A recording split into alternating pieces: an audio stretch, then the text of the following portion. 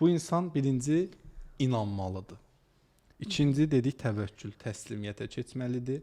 Üçüncü balansı tutmalıdır. Balansı. Yəni bu egoya getməməlidir, nifrətə getməməlidir. İfratı atmamalıdır da, nə mənfi, nə müsbət.